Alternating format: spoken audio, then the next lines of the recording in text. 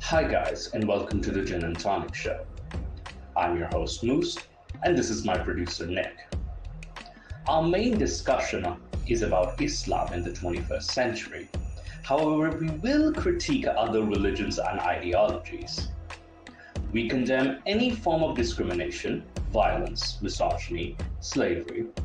We do, however, embrace many perspectives and free speech if it is factual and correct, and not based on any hate. Throughout the show, we will be exploring different religious beliefs, practices, and their impact on society, ranging from politics, interpersonal relationships, and mental health of believers and non-believers. We hope to create an open dialogue for those who feel they're not heard, especially those who have doubts and have left their belief systems. If you are interested in exploring the complex topic of religion and wish to be part of an honest and open dialogue, this is the show for you. We also welcome feedback and discussion from our audience and listeners. The Gin and Tonic Show is a free speech platform where you can express your ideas without any fear of violence and repercussions or any consequences. Please do join our discussion in the live chat as well as the comments. Thank you for stopping by and enjoy the Gin and Tonic Show.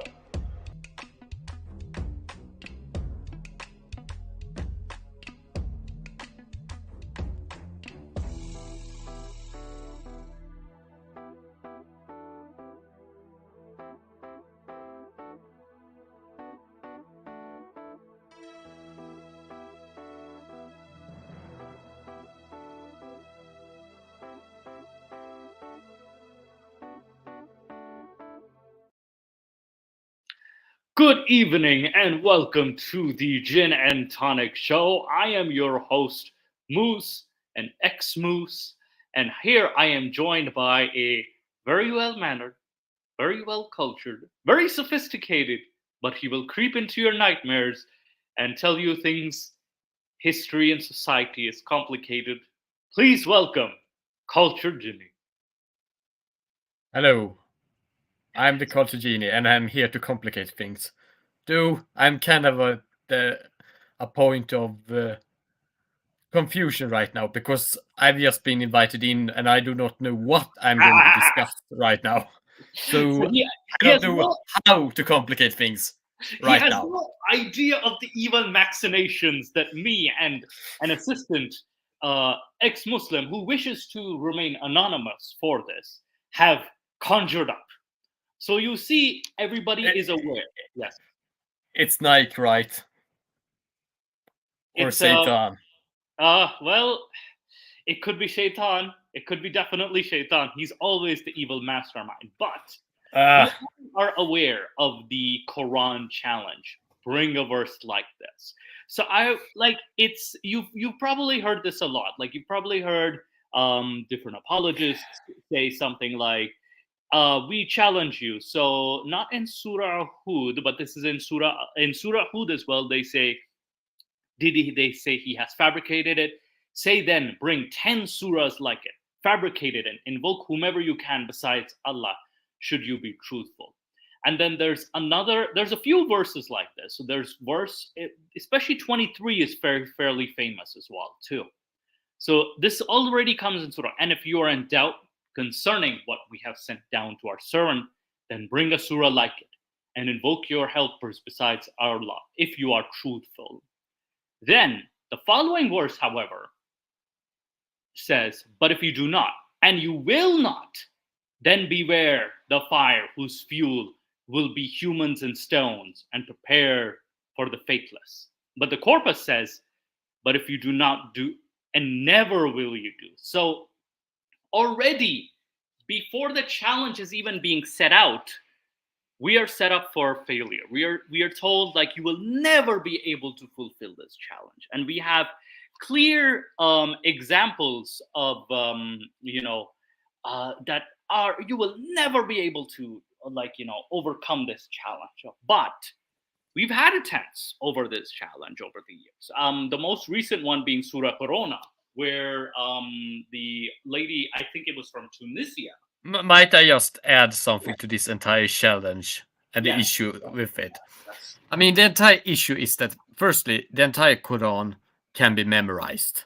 I mean, there are people that are able to memorize the entire Quran. And thus, if you do produce a surah that isn't part of the Quran, or even an ayah, a verse, then the one that has memorized everything will know that that does not belong to the Quran.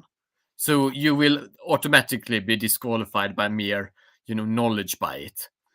Right. And also, when it comes to, making something that is, doing something that is similar to the Quran, like the idea here is called ayaz, which is like ayaz is like the immutability of the Quran, the fact that you can't make something like the Quran. But this entire immutability, this entire idea that you can't make, something like the Quran,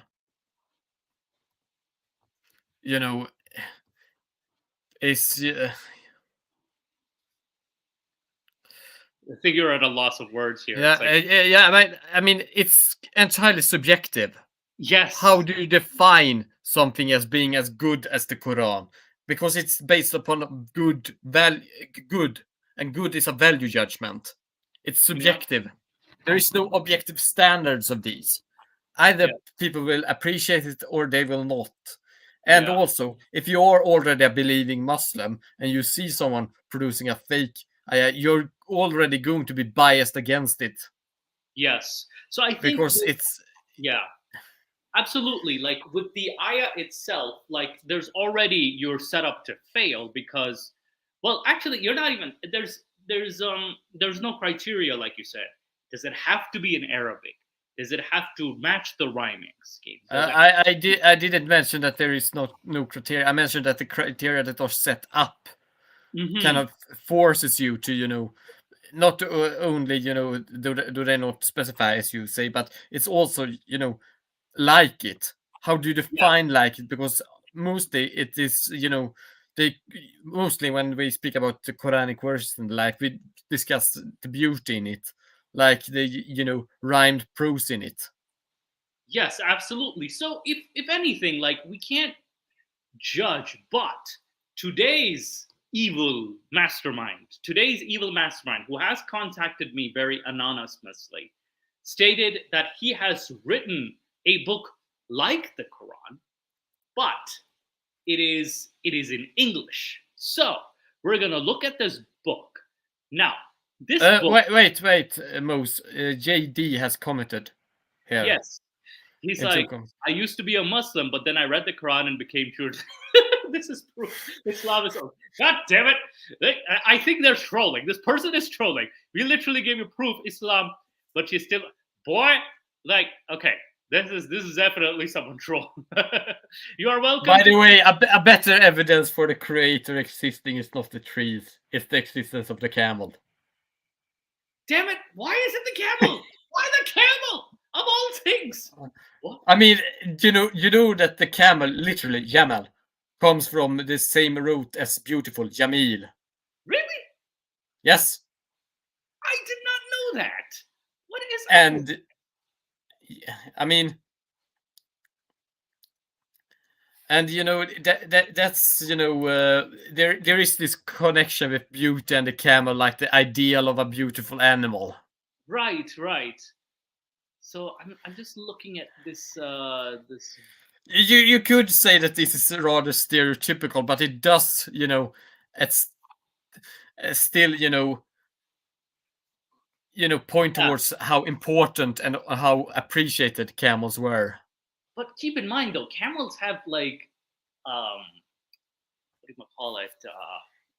They still have some weaknesses, yo. That's like yes, but I mean, camels are pretty cool animals. They're true. That in their defense, I'll give it to camels. I'll give it to camels. They're pretty sturdy for the desert. Not gonna lie, they're pretty sturdy. But it kind of gives me the question, like, yo, camels are mainly like they can survive in different conditions based on the species status. So they're still pretty cool though. They are assholes. Not gonna lie, they're complete assholes. They are. It depends upon the individual animals. Some are actually rather nice. It's just that some have a bit of an attitude. It's not like all. Yeah, especially in their. Camel meat though, and especially camel intestines are divine in taste. It does taste good though. Not gonna lie, it does taste good. I have had camel meat. It is one of the best tasting meats. Well, at least amongst the red meats out there, it's one of the best tasting.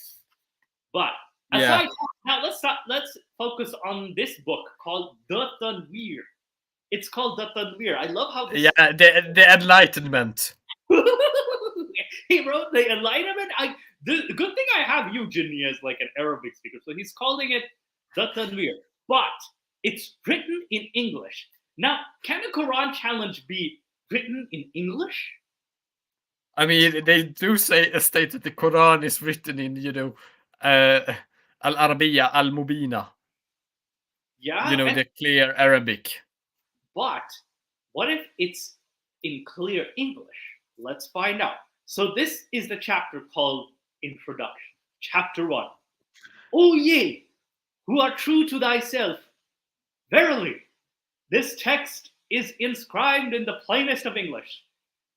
He already started it with the Quran. Like, he already starts with the plainest of English. I'm going to give it to him. I'm going to give it to him. Like, it's already in the plainest of English. In the plainest of English, divested in the veils of antiquity that cloak the minds of the obstinate. Wait, what is obstinate? Okay, well, I need to find out what's obstinate. Damn it, you're already as complicated as the Quran. All right, obstinate means stubbornly refusing to change one's opinion or course of action, despite attempts to persuade one to do so. Okay, that's actually clever. Lo, the title, the Tanwir, proclaims its purpose to enlighten. You were correct, Jinni. To enlighten minds, not to be recited aimlessly like the Quran, as it is signified by its name. Oh, I love this already. Indeed, the text we pen brings enlightenment, surpassing a mere recitation in an archaic language that none now grasp. I mean, Arabic is still widely spoken. I mean, it's still. I mean, the Quran, sure, it does have passages that are, extremely archaic, but most of it is still understandable. Yeah. No, I mean, yeah. The thing also with the Quran is that the Quran also plays a lot upon the strengths of Arabic as a language, since it does have this rhymed prose in it. Yeah. There is this constant, and some are even into the verges of being. Some of the verses and parts of the surahs, or even the entire surahs, are even going into being poetry. Yeah. No, it's definitely like very poetic. But this so far, it sounds like a translation of the Quran. You know what I mean? So it's like, we pen brings enlightenment, surpassing a mere recitation in an archaic language that none now does. Verily, the majority among ye recite without comprehension a text of revelations, scattered and not in the sequence of their revelation. You know what? He has a point, though. He has a point. a lot of us recite it without comprehension, especially in Pakistan and India, and even parts of Afghanistan. We're reciting it in a language we don't even understand. So it's like, what's the point of the recitation? A text of Revelation scattered and not in the sequence of the revelation. Yeah, because I remember Surah An-Nas was supposed to be one of the earlier revealed surahs, but it's placed late in the order of the Quran, which is a bit like odd. Not gonna lie, it's all over the place. The revelations are all over the place, so there's no like sequence. Even the Medinian surahs, like Surah Al-Baqarah, comes earlier, and it's the longest one.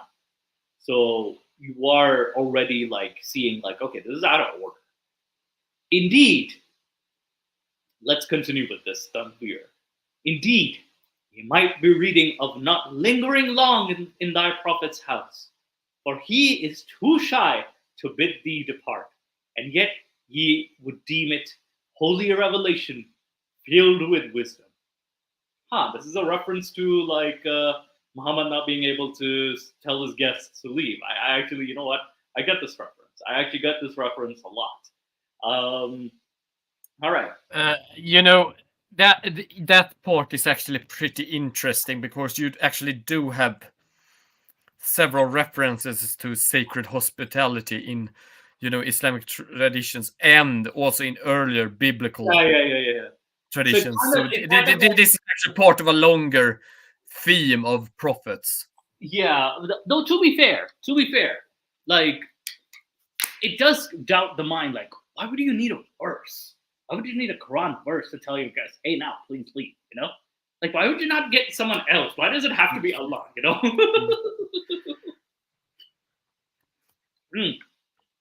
But anyway, sorry, I just needed a drink of water. Truly, this text is not penned in an ancient dialect, demanding countless tomes of exegesis for understanding. I love this.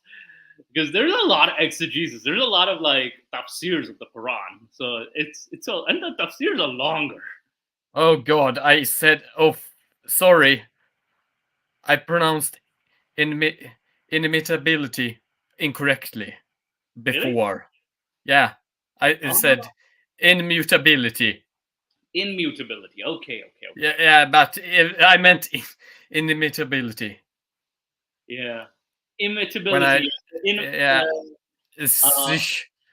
I just looked for it because I remembered saying this word wrongly, and then did I do it? So I looked back in the recording of this live stream. Yeah, immutable means unchanged. Yes, I said it wrong. I did, but I accept that I said it wrong before. No worries. Oh yeah, QOF says the inimitability challenge is the worst argument ever. It's such an odd thing for Allah to be boastful about. Not, hey, look at the black holes, stars, planets, etc. I've created.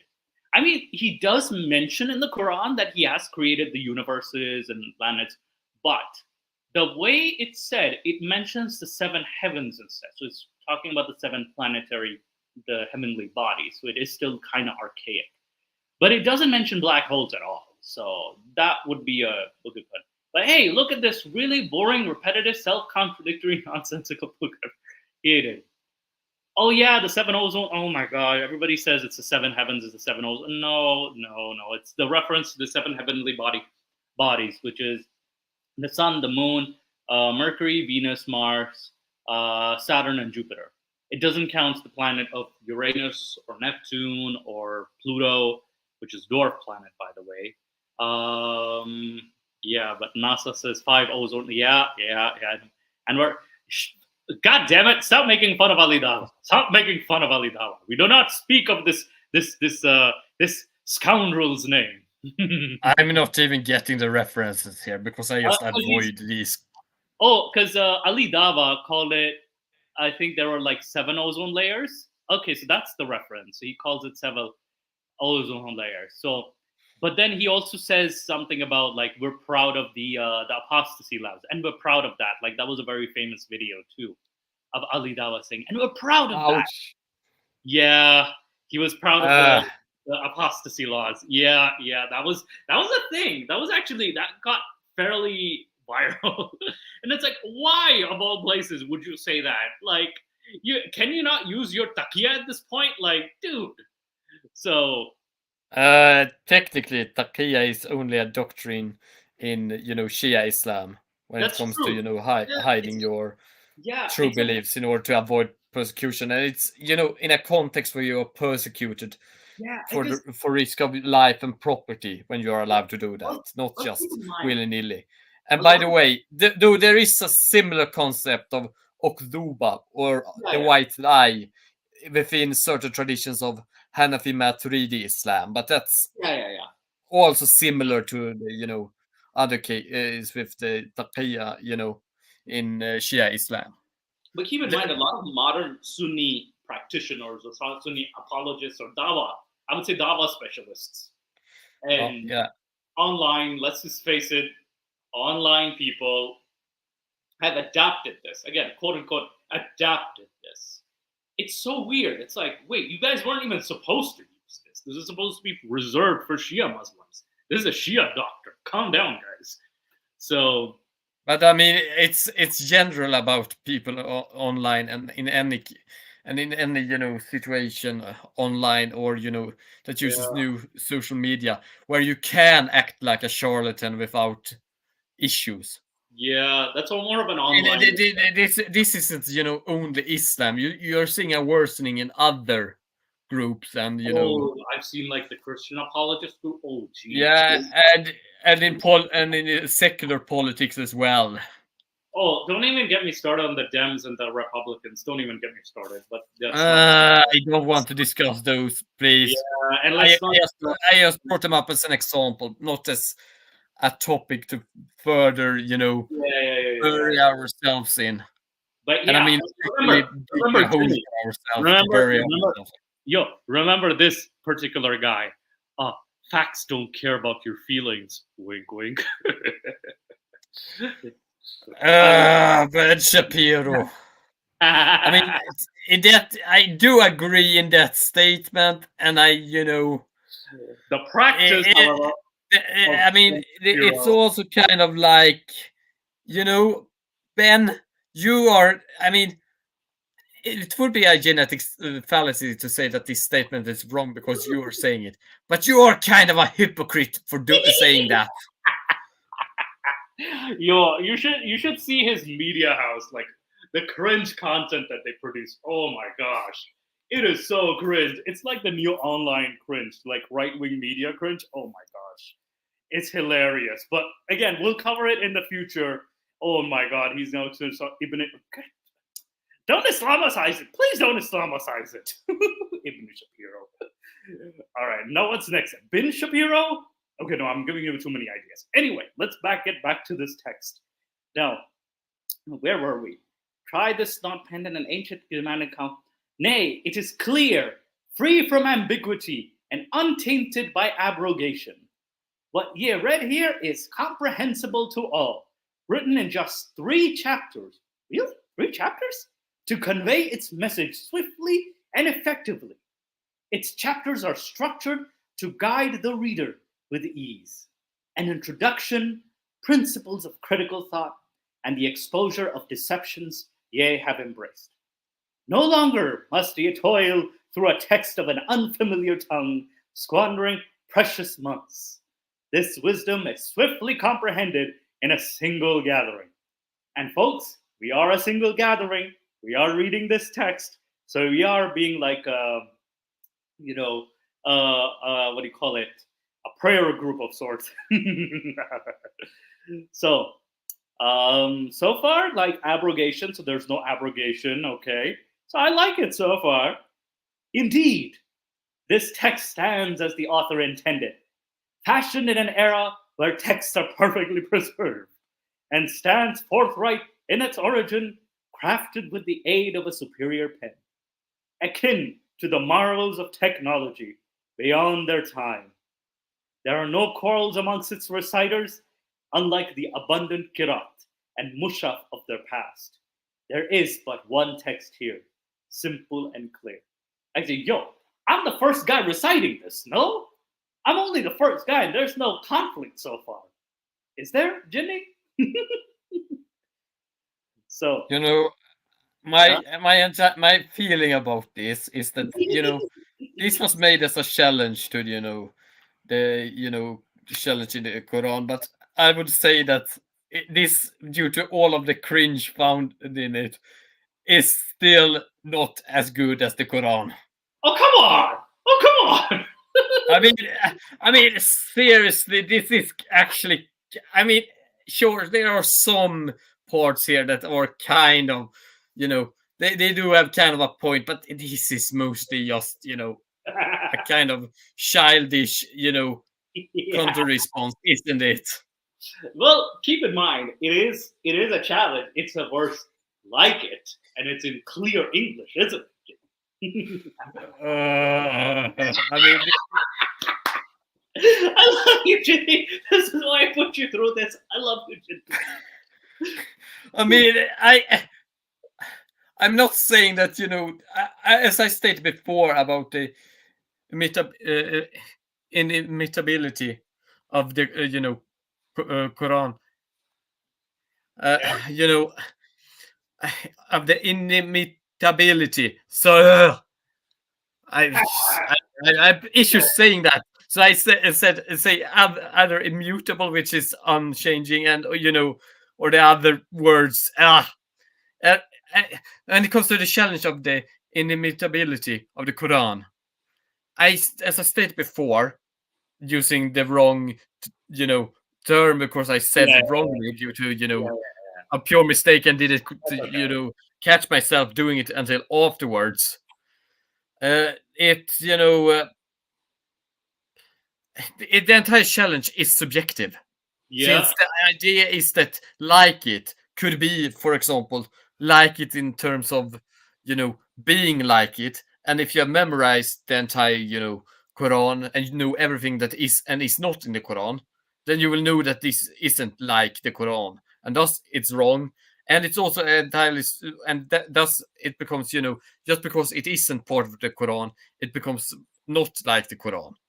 Due to, that's the entire definition. And then you have the definition of the fact that if you argue, it should be as beautiful as the Quran. Yes, but beauty is also a subjective judgment. Yes. Or good.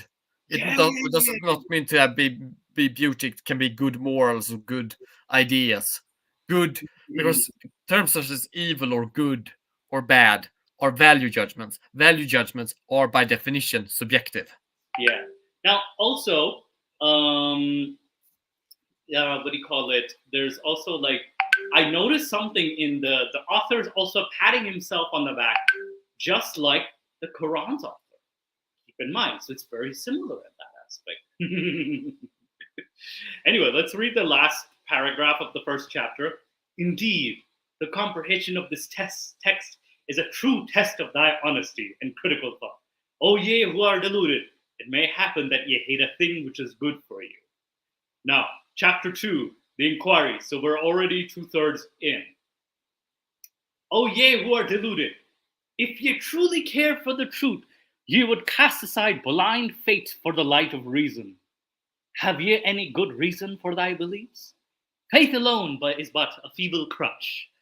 For with faith alone, any folly can be justified. Ye believe in one God by faith, while others worship many with the... Let me raise a counterpoint to that argument. You believe reality exists, right? No, yeah. That is not the fact that you think you touch things, that you see things, that you think you do that you actually exist in a universe that is observable.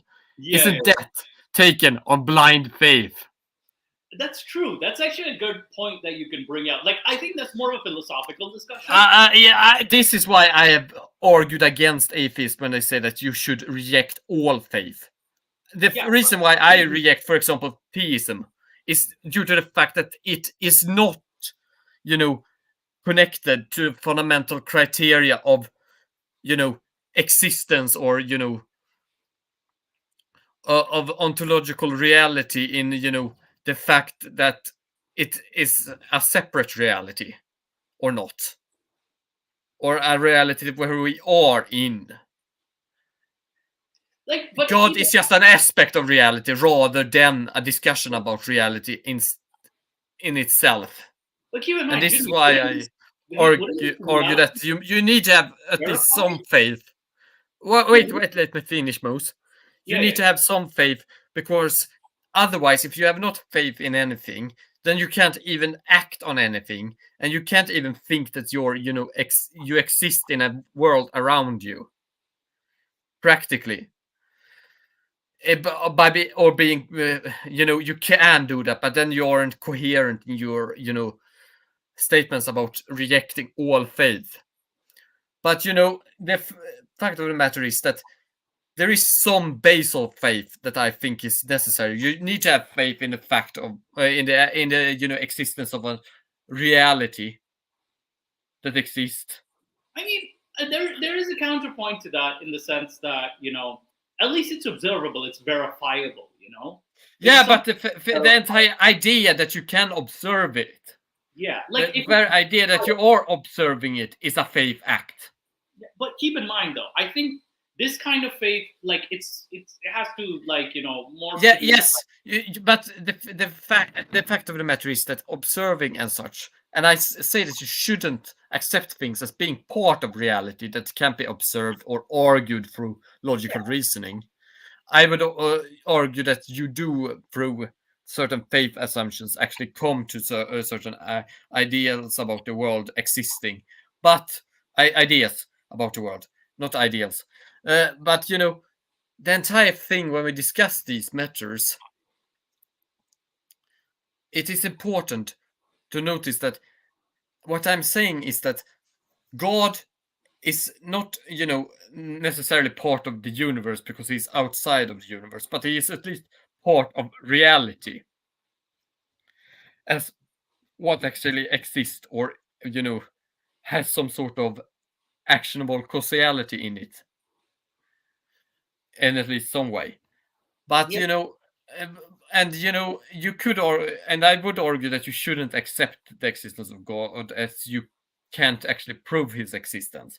And if we assume that we should just accept of faith on everything that we can't disprove without proof, then we begin to accept a lot of things that become incoherent and because like it's like ridiculous. Because like you can say, unicorns don't exist. You have no proof that they don't exist, so you can even have to accept that weird, like, as well. And that is one of the reasons. But faith itself, I think you need to have at least some, these are in the or in philosophy called axiomatic assumptions. These are the most basal assumptions you're making. You just assume that they are there. Yeah, but these are taken on faith, and I would argue that you need some of those. Yeah, but keep in mind, though, here the author is saying with faith alone. So alone is the key word here. Alone itself, that would be a bit problematic. Do begin every logical argument that is based upon axiomatic, assumptions with those being on faith alone. Yeah, but like, again, keep in mind, everything with faith alone, any folly can be justified. And I think in his context, in the author's context, it means, like, with any, like, if you're completely, like, have strong faith in, let's just say, the Christian, Islamic, or Jewish ideology, you can literally justify any wrongdoing by the Jewish. True. Faith. I mean, in certain regards, but, I'm still saying that this is something. The problem I'm more with these kind of, polemical texts. I mean, this is a satirical take on the Quran, like a counter. Keep in mind, it's a challenge. A countertext, yes. Yeah. It's a satirical countertext on the Quran. Yeah. But, the fact with these sort of polemics is that they sometimes, in order to make these polemics, make assumptions that you can actually begin to question. I mean, I can agree that, Islam and the Quran might not be that, good things, or that coherent religions, or ideas that we should adopt or believe in. But it is important that you do not begin to sacrifice your own integrity in response to that, and begin to sure, you can make fun of things, but I still reserve my right to judge you for it if you do it badly in a way that you make questionable statements. I see it as very fairly decent, because again, he's not only patting himself on the back, he's kind of capturing the spirit, the essence of it, in the English language, mind you. But Mulhid al-Islam, you say, you don't, who are you talking to? You don't? Wait, I of course don't know Arabic, but Jinni does. Jinni knows Arabic really well. Like he sees it, he knows Arabic. Yeah, I can speak it and I can read it. Yeah. So standard Arabic and medieval or high Arabic and Quranic Arabic. I'm not that good at dialects, unfortunately, but and usually I can understand most Arabs when they speak. All right, damn it, standard Arabic.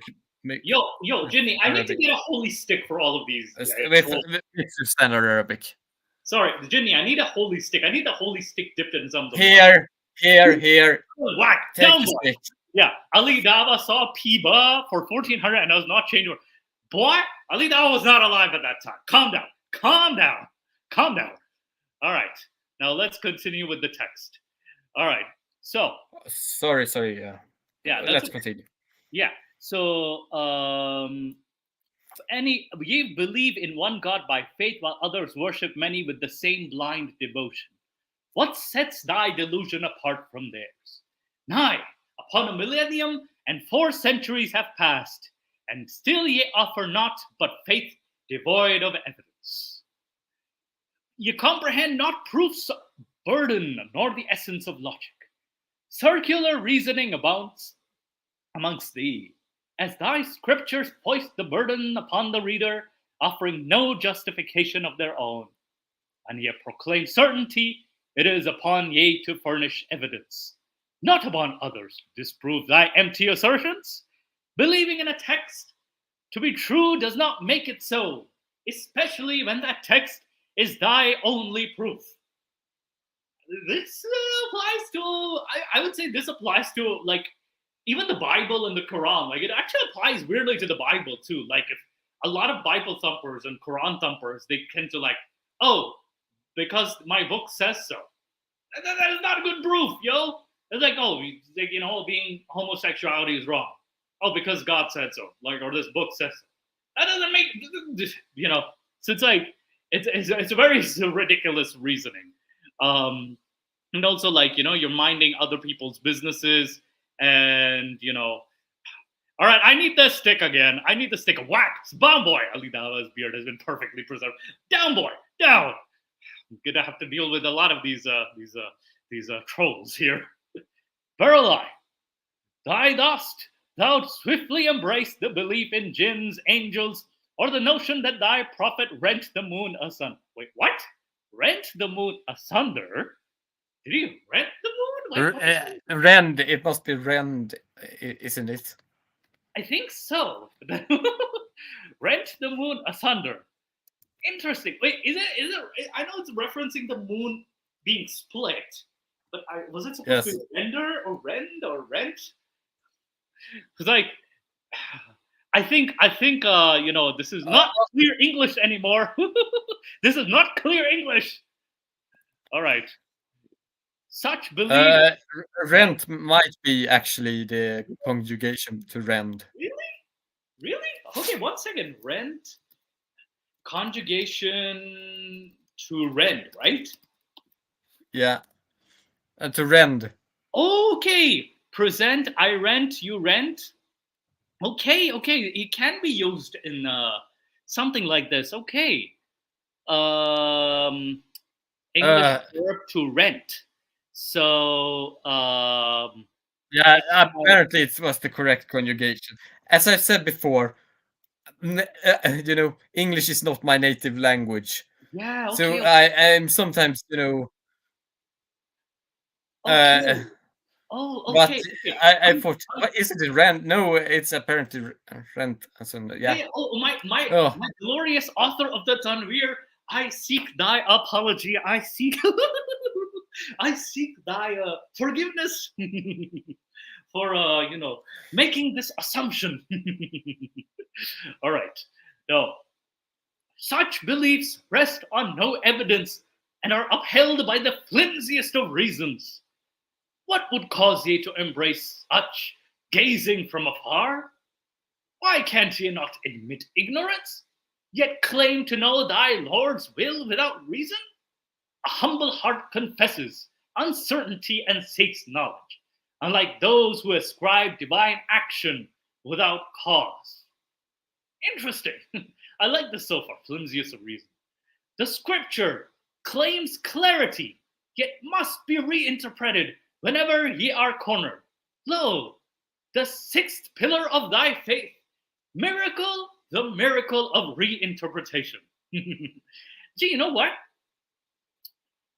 I mean, I wouldn't say it would be a sixth faith, sixth pillar, because technically in Shia Islam, there's technically 7 pillars besides the 5.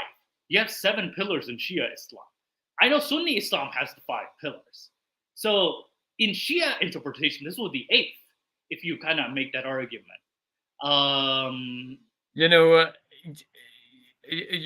have kind of seen you might have seen, for example, the flag of Morocco, right? The flag of Morocco, with the star, right? The what? Haven't you seen the flag of Morocco and the star? Yeah. The one, it's like red with a. Is it a Jewish? Yeah. With a green, 5-pointed star, like the Star of David. Those 5 points. Yeah. But those 5 points are the 5 pillars. Really? It's a reference to that. Really? By the way. Really? Yes. Interesting. Actually, let me show you guys the. So you just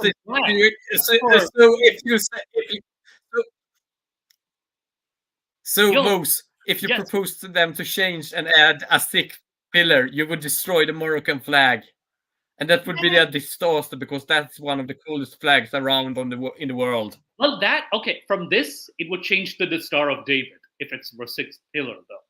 It would change to this. And this is, of course, Quranic. This is very Quranic. and to be fair, though, it still would look badass. Not gonna lie, it still would look badass. But it would still be very, very haramic. You know what I mean? So, as a 6th pillar. I mean, Jesus, I'm sorry. You have to excuse me that I'm tired. No problem. I'm also listening to what I'm saying on playback a little bit. And yes, I said that it is like the Star of David. What I meant was, if you add another, it's going to be like that.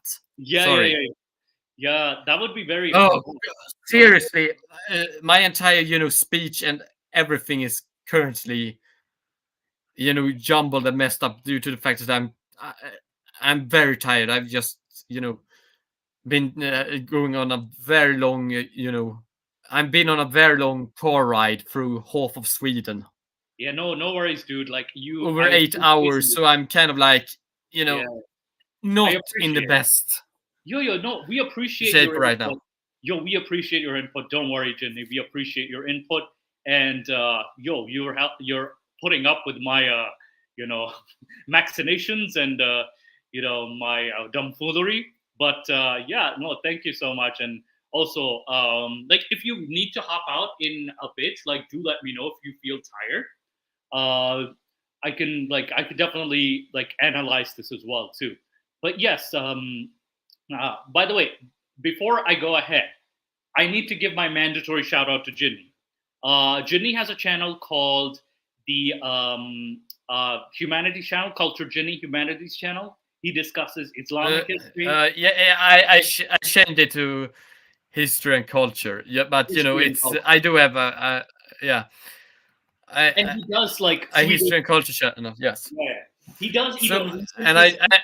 Yeah, contemporary history as well. I do Yeah, I do a lot of history videos. I do culture stuff. I do stuff about religion, primarily Islam and Arabic history. But I do also a lot about other sorts of history and culture stuff and religious stuff as well. yeah, absolutely. So Ginny is definitely, but big shout out to Ginny. Do subscribe to his channel, dear viewers, and check out his channel on YouTube. Anyway, let's continue with this Quran, shall we? All right. O ye who cry, context when cornered. The Prophet and Lord knew not the difference between Mary and Maryam, yet provide no context but deflections. Witless is thy defense, for even ye know not what ye speak. Ye cling blindly to faith, satisfied with thy Lord's will as the explanation for all unknowns. By the way, that's a reference to Mary from Jesus' mom to Maryam being Aaron's sister. Like the Quran's author makes kind of like a glaring mistake. And a lot of people have come up with conclusions that, oh, this is because like it's a descendant or it's like, you know, this and that. And it's kind of ridiculous. It's very ridiculous. But it's one of the more, glaring issues. And it could also be because the author's context. I think that's where the only defense I would provide is that probably the author, of the Quran was sort of like using more local versions of the faith, that of the lore, and hence why the time gap is a bit all over the place, because he's using local versions of the biblical lore, even without realizing that, okay, there's there's a larger there's a 1,000-year gap between these two historical figures, Jesus and Moses, at least.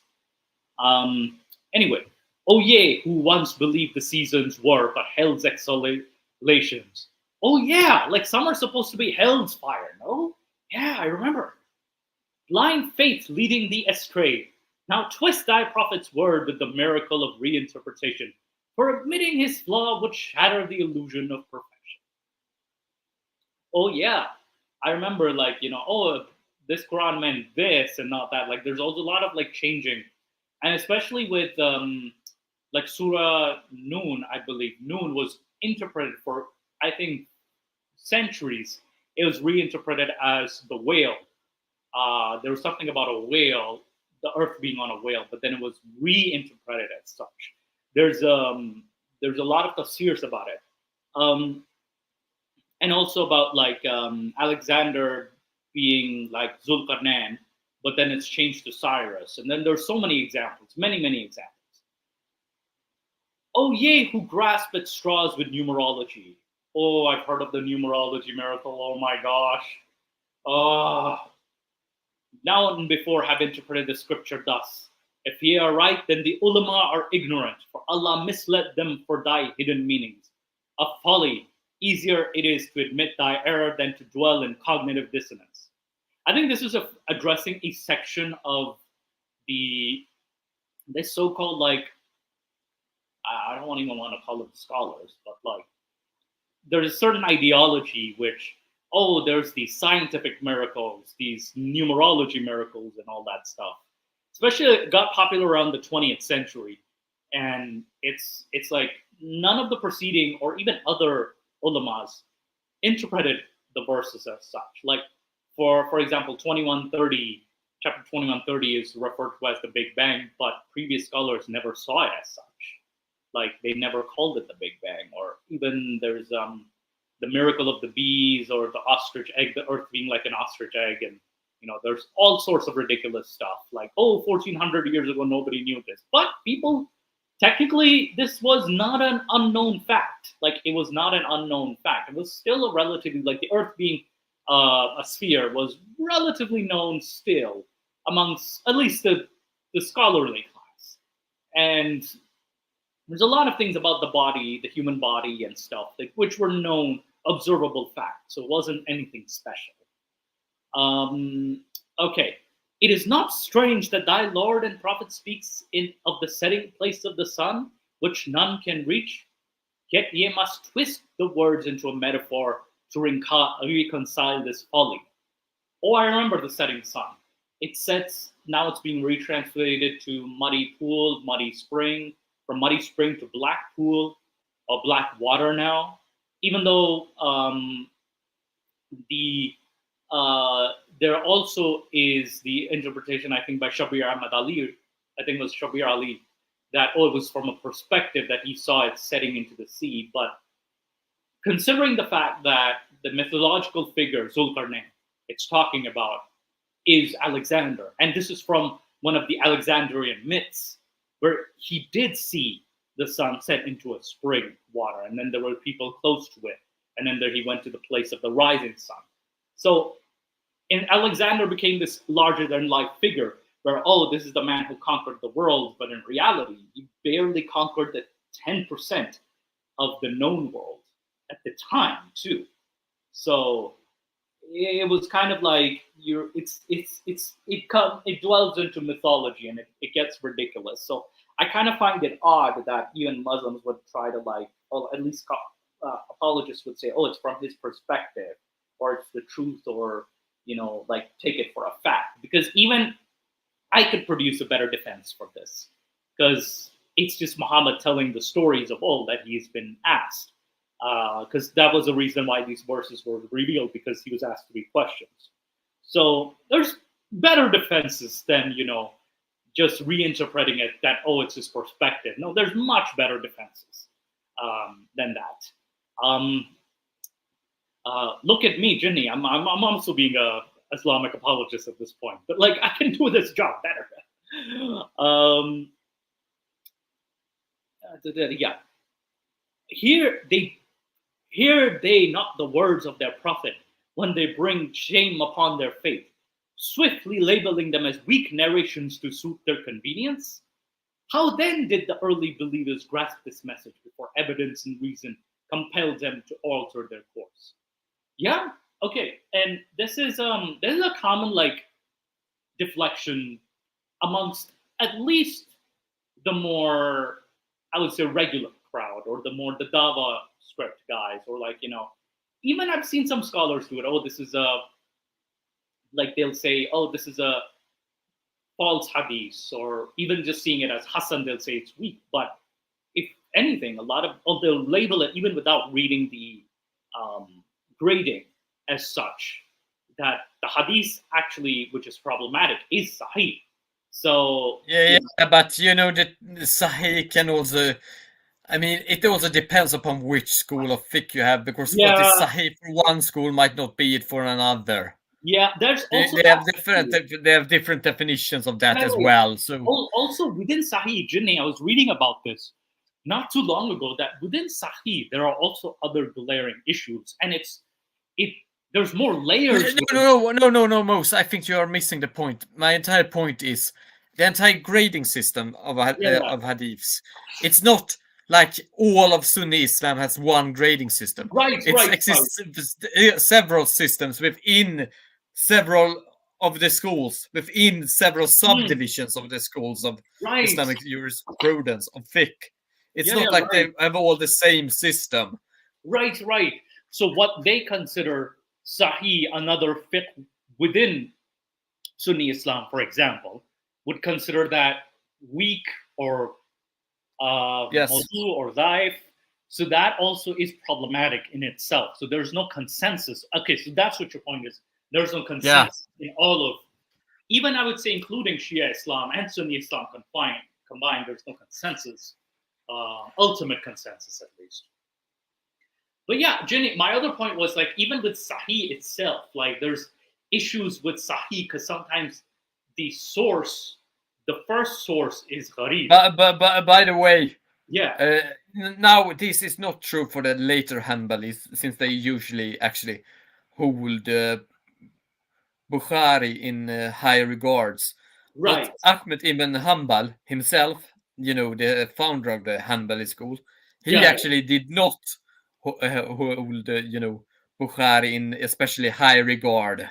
Really? And Ooh, no, wow. he didn't. Okay. So there was also that aspect. I mean, because he thought that there is no way he has gathered all of these hadiths and gotten and actually verified all of these chains in a correct manner.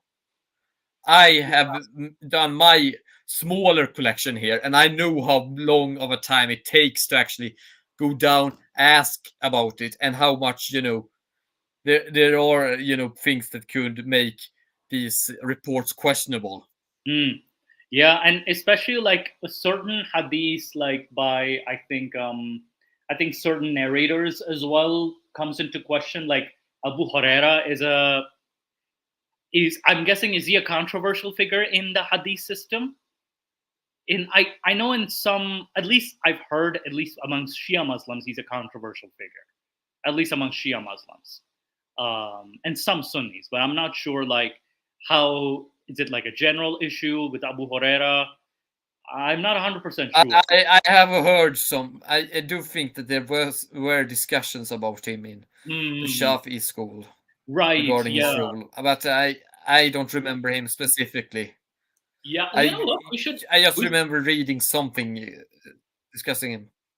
Yo, we should do a future episode. I'm definitely part of the isnads. Yeah. Yo, a future episode we should dedicate to like hadith and like the compilation and the narration, and we can kind of have this discussion as well. So that would be an interesting discussion as to like with hadith itself. Yeah, because. That would in itself is like a whole rabbit hole. I actually because I will actually controversially. I will actually controversially state that I do believe that some of the hadiths are actually correct, and I'm actually more critical when it comes to the hadiths of the isnads than I'm generally of the matan, which is the main text. Right. Like, the isnads are the chains of narration, narrators. Do you feel that there is some historical truth in the hadiths? Or yes, I do. Yeah, and that's interesting because there was a system of verification. So, like for me, but I actually suspect a lot that many of the isnads are faked. They say that they have these chains, but actually they do not have these chains. Right. And do you feel like the text, the main text might actually be correct, despite that? What about the issue of?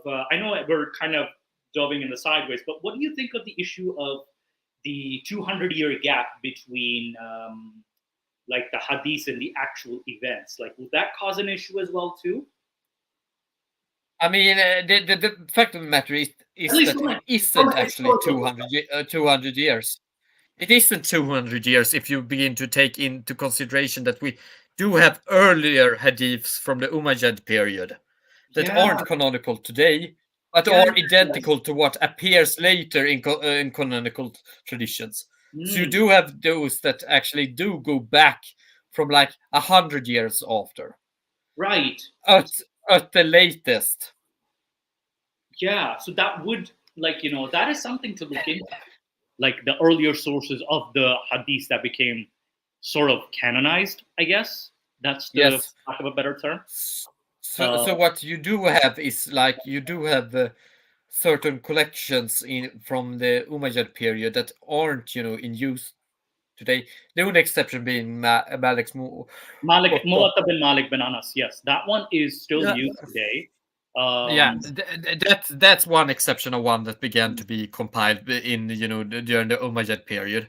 But with that exception, there are other non-canonical works that do have hadiths that are the same as what we see later. Yeah, sometimes with different isnads. Even with the Sirah, for example, like I've noticed the Sirah has an isnad as well too. Like it's mentioned in Ibn Ishaq's biography that he does have a chain as well too, even though he was 100 years after the event, but he still mentions a chain. and it goes back to his master Al-Zuri.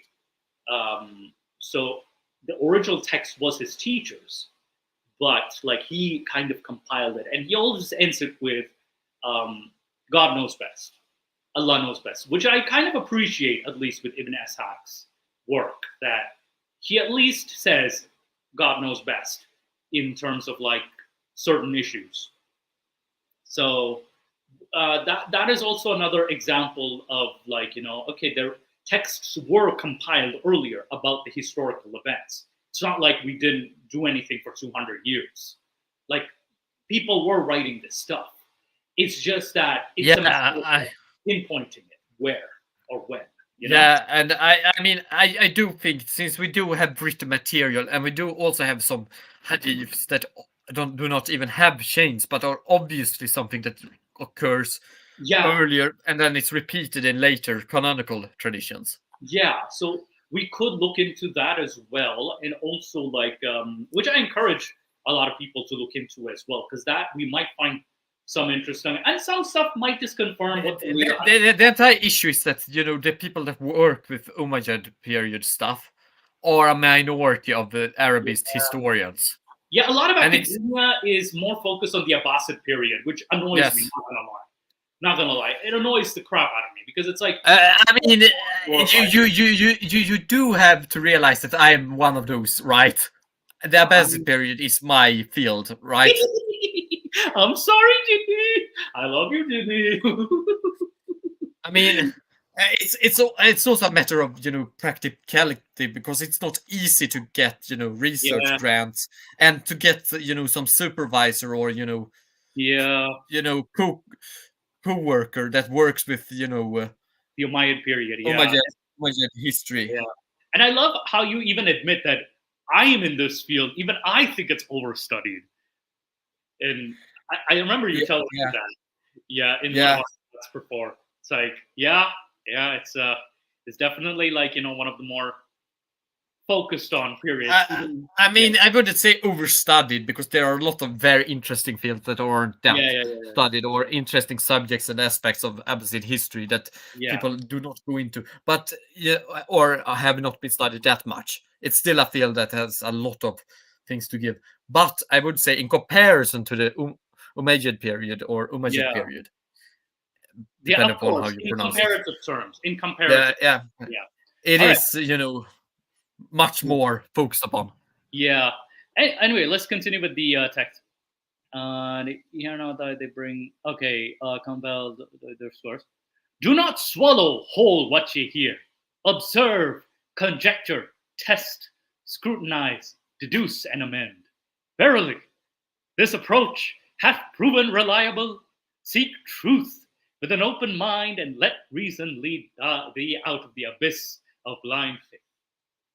Behold, when thy mention to determine the truth is probed, its fragility is revealed, yet ye turn away, blind to thy own flaws. Instead, ye accuse those who question of it, spreading mischief in the land. Yeah, this is an accusation of it's actually a crime too, like to spread mischief. It's like to set seeds of doubt. Like I think wage war on those against those. That's the interpretation of Ibn Qasir of that. Those who wage war against Allah, and you can like go kill them, is the persons who are either like apostates or who are like setting seeds of doubt. That is. So that's the reference of it. All right. Chapter 3, the self-righteous. O ye who are deluded, witness the truth laid before ye. Lo, ye tread upon shifting sands with elusive markers of intent, a criteria forever undefined. Most among ye prayed as faithful, yet thy texts gather dust, thy Quran, tafsir, hadith, sirah, tomes of jurisprudence, and historical chronicles relegated to the footnotes of history. Ye cling to these deemed pristine, yet wander blindly in the dark, ignorant of abrogation's blade, ignorant of the companion's significance. Zayd ibn Sabit, Abdullah ibn Masud, Ubay ibn Ka'b, forgotten names. By the way, these names are the guys who compiled the Quran, especially Zayd bin Sabit and Ubay ibn Ka'b is an interesting one too, because Ubay ibn Ka'b used to be a Jewish Medinian resident before converting to Islam. So you can kind of see his influence, like a bit of Jewish influence, Talmudic influence in the Quran as well too. And Zayd bin Sabit was tasked to compile the first Quran, and also the second or third time, I would say, he was also tasked with by Uthman to write it in the Quraysh dialect. So there's a lot of story. A lot of people don't know these names, but these are the authors. Abdullah ibn Masud, Zayd bin Sabit, Ubay ibn Ka'b are the authors, or at least the compilers of the Quran, depending on what your belief is. No, they not how the texts they hold sacred had been canonized. Would they but study their sources instead of heeding blindly to thy imams? Their whispers are but the siren song of ignorance. I like that reference to the siren. Leading thee deeper into the abyss of falsehood, to believe in the perfect preservation of thy scripture. The imams led thee astray, who proclaim the corruption of the people of the book scriptures, knowing their Lord affirms their divine revelation, preservation, and authority. Indeed, they persist in lies to say they are corrupted, for deceit is easier than truth. And when one dares to question the authenticity of the Mushaf, he's ridiculed, for they fear doubt will unravel their fate's fabric, exposing the holes in the narrative. The holes in the narrative. Oh man, gotta love Yasir Qadhi for saying that statement. What do you call it? Yeah, Quran 533. That was the reference. The best English challenge to the Qurani is the Sahih International Translation. Many VIPs use it in the Islam world. God damn it. I'm gonna beat you with a stick. Anyway, all right. This is when you heed to an imam who contradicts Allah's word, ye prostrate before falsehood, worshipping the whims of men over thy Lord's decree. But alas, such truths lie buried beneath neglect's dust, ignored by those who claim piety yet walk the path of ignorance. Deceived are ye by tales of scientific miracles woven in thy texts, by myths of peaceful spread from antiquity to present. This is also interesting too, because there's one thing I forgot to mention. There's this accusation that, oh, those are also revelations, the previous texts of people of the book, but they tampered with it. And is a huge accusation. Like, tampered in what way? Like when I ask believers, how did they tamper? There's usually no answer, or there's usually an answer which is very weak reasoning. And it's like, oh, I already know that they're text because the Quran said so. That's not good reasoning. You want to know how they tamper. It's always like you want to back up the words of your holy book. Not just like the words of like the imams and like the Quran itself saying, oh, their words are holy, their texts are holy and significant, but also like they falsify this text. Which ones? And it gets weird because you don't know how to. It's people don't know how to state how they falsified the text. And there's also the point of scientific miracles. Oh my goodness, this in itself is an oxymoron. The term itself is such an oxymoron, or a paradox, that something to be miraculous does not have to be scientific. A miraculous thing is something that breaks the laws of nature, breaks the laws of physics, breaks the laws of science, or fact as we know it. That's a miracle. It cannot be scientific. So that in itself is a contradiction in itself. Ye point accusing at others' scriptures, blind to the contradictions festering in thy own. Ye extol thy prophet draped in the robes of perfection, yet turn away from the shadows lurking in his deeds, whitewashed by cowardly shepherds. Cowardly shepherds, whitewashed by cowardly shepherds. What's the reference to this? The cowardly shepherds. That is, those robes should be red. What do you mean those show robes? Is it like an English reference? The robes should be red. Anyway, verily, the best among them slaughtered one another, for their prophet failed to designate a successor upon his departure. Now, considering that, if you ask Shia Muslims, there was a successor named, if you ask Shia Muslims strictly, that there was the incident of Ghadir Tum, or the Pond of Ghadir, I think, and he declares Ali bin Abu Talib as his successor. There is that story. I think it's found in, I'm not sure if it's in Ibn Sa'd, but Ibn Sa'd, definitely one of the authors of one of the biographies, does mention the Ghadir incident. But because, so in Shia Islam, at least this kind of hole in the narrative does get exposed. Whereas in Sunni Islam, it's like there was no, successor declared, so to speak. So, and then there's the incident of Saqifa, which is also mentioned in, I think it's mentioned in one of the histories of Tabari, I think, the Saqifa incident, where, one of the Umar and Abu Bakr kind of like declare Abu Bakr as a successor, even though the Muhammad's funeral hadn't even been done yet. So they already like picked the successor from there too. So there are some issues with the whole, like, what do you call it? Yeah, there was issues with the successorship of, Muhammad himself, that is. Like, who would succeed the community after? And when he died, like, there was a gaping, that's why we had also, I don't think,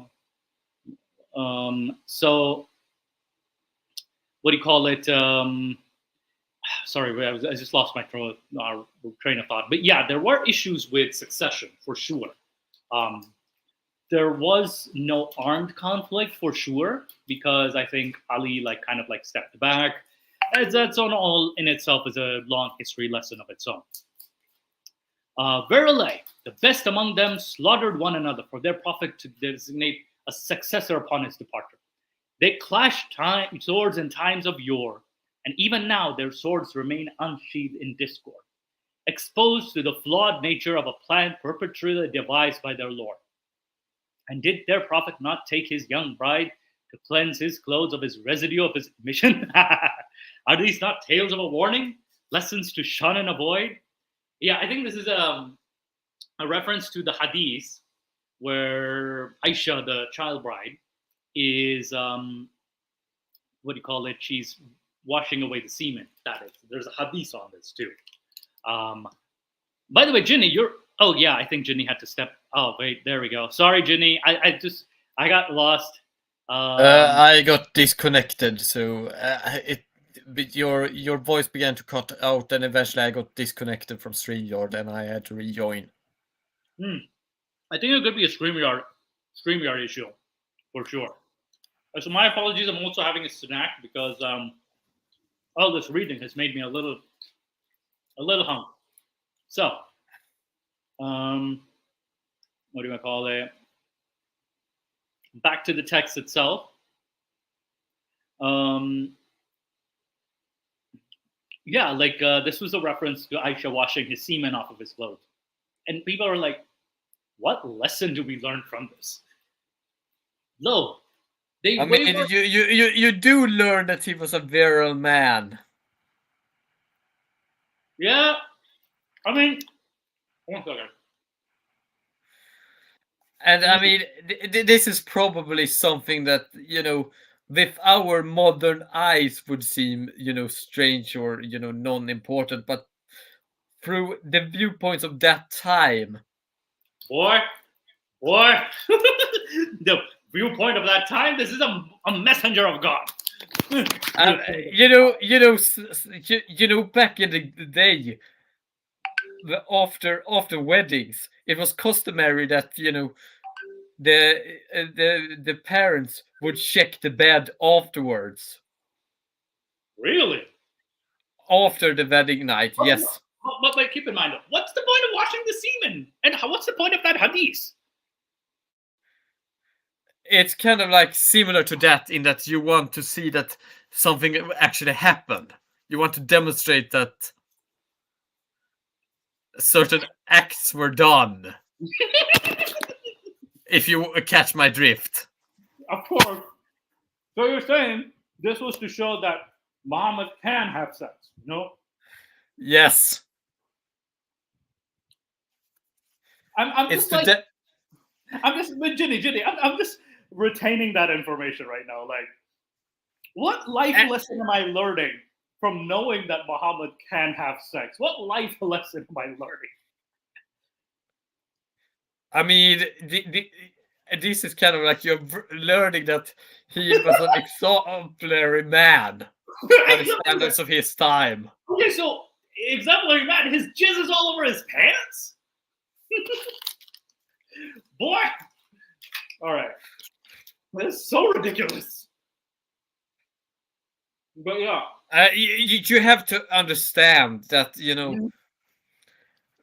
being impotent or not, producing it meant, especially in the, early medieval Arabic times, that you were more or less considered as a woman. So this is to prove he's a man. Yes. God damn it! Where was the doubt? Where was the doubt? I'm just trying. Where was the doubt? Darn it, Muhammad! Like, oh man. Like, I'm thinking of a historical context, Jinny. Did someone challenge Muhammad's manhood? Or at least it did happen. It did happen. I knew that it did happen at sometimes. Yes. I mean, in terms of like, did later writers or later people challenge Muhammad being a man? Like, did that happen? I'm thinking of a historical context, historically speaking. I do think it did happen. I have some. I do not quote me on this, but I do have some memory of some monk, implying he had all of these women, yet women around him, yet he only, had, only, a limited amount of children. Yeah, because he only had 2 daughters, and the 2 sons died as children, and he only had the daughters in quote unquote with the first wife too. It's not even in the other wife. Yeah, I mean it's it's Fatima that he. Yeah, and Fatima is the one who continues the line, so to speak, at least the succession line. So. Yeah, it's Fatima herself. Yeah, that's. But I mean, if so that was kind of like the point against it. But I can also see it kind of like this. I mean, it seems to me when I read, if we are to take the narrative at face value, at least somewhat, then it seems to me that Khadija was the woman he actually genuinely liked. Right. And the others were just like kind of like either political or sex objects of sorts. Yeah. Yeah, I think that is definitely the case because he's having the sexual strength of 11 men. And also the concept of coitus interruptus too, right? You didn't have condoms. Yeah, I mean, the fact of the matter is, I think that, Muhammad actually only, he had obviously through, the hadith and others, sex with the others, but he probably did not have it continuously or, with the want to actually have children with any other woman in the same way that he did with Khadija. Yeah, I think that may have been the case, like at least in his mind, at least based on the narrative. I mean the fact that he goes into depression after her death. Yeah. And he changed, and it's really off. around her death, he changes a lot. Yeah, I think his character is seeming way too similar to Walking Dead's Negan, because even the character of Negan, the antagonist of the show. I have not seen The Walking Dead. Yeah. Again, whoever's watching, it seems like he changes after his wife's death too, and this, I guess, it's a very at least it could definitely be a factor that could have changed his mental state. Possibly. Did it in a good way? What do you mean it did it in a good way? All right. So, but I just wanted to say that these hadiths about washing away, like his the semen from the clothing, or they make sense in their historical context. Yeah, but at the same time, I know with my modern lens, I'm like thinking, what life lesson am I learning for myself? You know what I mean? So it's like you had all this jizz, but you didn't have children? Question mark. So I think that could have been an issue. Like, you have all this jizz, you have all this sexual strength, but like you didn't have any more kids, So it does raise a few eyebrows. But there were, but if it was in a context where certain Christians did question, Muhammad's, virility, this could have been, like a counter.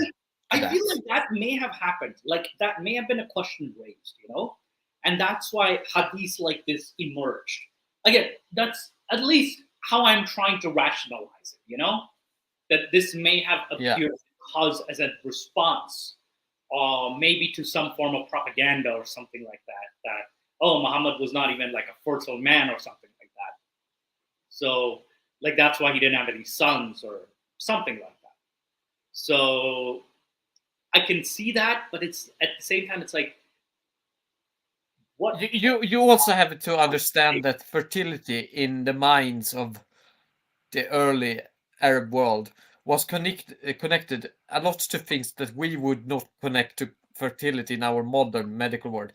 They thought that sexuality and the act of making love, the results of that were more a reflection of other virtues and more moral actions and being. So for example, this is why, for example, there existed this belief in early Arab medieval times that if you committed zina, extramarital had extramarital sexual relations that were forbidden, then your children might turn out black. That was a belief. Oh, I weirdly heard of that before. I've heard of that belief before. I've heard of it. I think it might be something. Yeah. But this is similar. So if you can show that you're a potent man and you have a potent sexuality and you're active and have strong sexuality, it is a reflection of your own good moral virtuous character. Yeah. Well, of course. So it works the other way too. It's not only that if you're bad and do unvirtuous acts like having illegal sexual relations, in contrast to actually legal sexual relations, then you will get kids that are either deformed, they are black, or they have any sort of attribute that by that time standard. Yeah, that might have been seen as like again, these were beliefs of the time. I'm guessing what you're saying is the beliefs of the time were a bit strange like that. Yeah, I'm still not learning anything virtuous. You know what I mean? So maybe that's just me. Maybe this is my bias. I know. I can't connect sexuality with but the entire thing was that they thought that you either turned out, with a different, you turned out black skinned, or you turned out to be deformed in some way if you were the result of illegal sexual acts. And or was the son of someone that, even if the sexual act itself was legal, if the guy involved in it, or woman, was sort of a bad character in other ways, that could also be the result. So if you, for example, were a robber and the like, Yeah.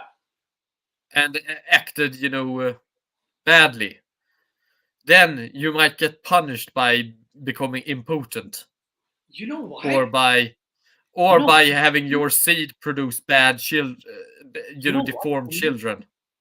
You know what, Jenny? There's this belief, at least in Shia Muslims, that if you're born of a forbidden, like, marriage, like, or well, not forbidden,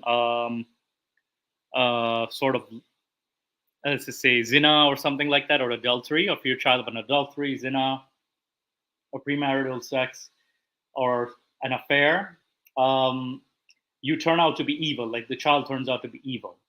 Yeah. Yes. There's that belief as That's well. also a common view. Yeah. But these ideas are also connected to your sexuality, and the results of your sexuality are a result of your virtuous nature or lack thereof. Right, So right. by showing that Muhammad is an active, sexually active, potent man, it shows inversely that he is a virtuous man. Interesting. That in itself is very interesting. That it shows his virtue.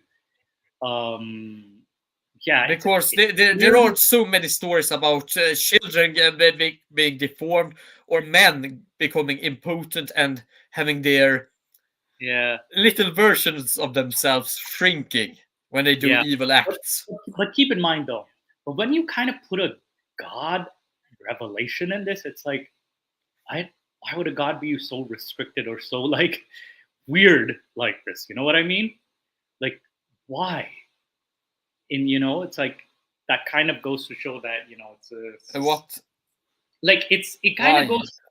Yeah, it's like why? Why would a God even care about this? So that's where. Sorry, you're cutting out.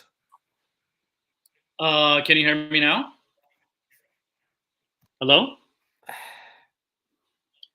I'm hearing you, kind of. You are cutting out kind of hearing me? but it's probably just StreamYard. One second. Okay, I think. Yeah, it could be a StreamYard issue. Yeah, 1 second. 6. What aboutism? Apostate Aladdin. Yeah, I remember Apostate Aladdin said something like the lover of Islam. What aboutism? But anyway, let's continue. Finish this. The entire thing I wanted to argue here is that this fits with the worldview that sexuality is a reflection. Sexuality and the results of sexuality are a reflection of your virtues or non-virtues. Yeah, except like in my mind, I'm like thinking, like why would a God even care if it were truly from a God? Again, I'm arguing if it were truly from a divine being, why would the divine being actually care about something like this? And why would the divine being need something like this to procreate or something like that? So yeah, there's some things to like just think about.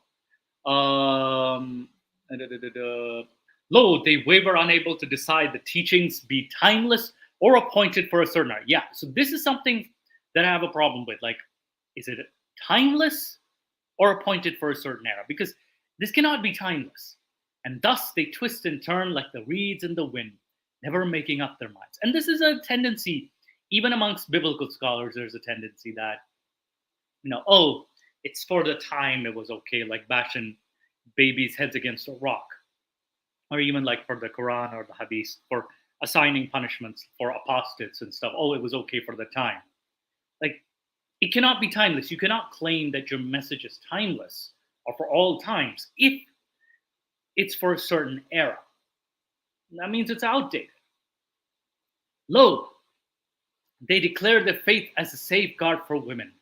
It concealed the permissibility by their Lord's decree to marry those too young for monthly cycles.